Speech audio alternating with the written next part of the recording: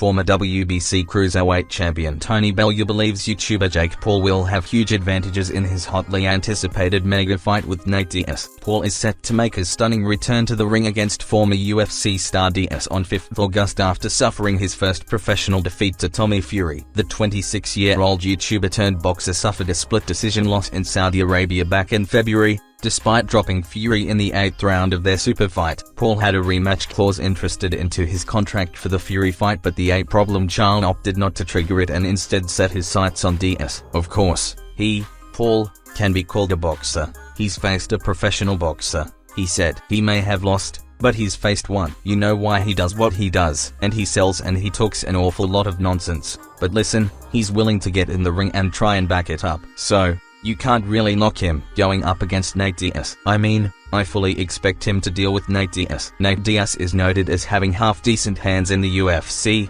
and, in mixed martial arts. Having half these hands in mixed martial arts, you're basically not even as good as a novice boxer. So, I don't think it's going to make too much of a difference to someone like Jake Paul. Nate Diaz will be giving away an awful lot of size to someone like Jake Paul. Nate Diaz, someone who's a career-long lightweight and welterweight in the UFC, which is, insane to think he can compete with a man who's 200+ pounds. Jake Paul is a bit of a broken bar. He's a lump. He's not a full-blown cruiserweight like myself, stroking on a heavyweight.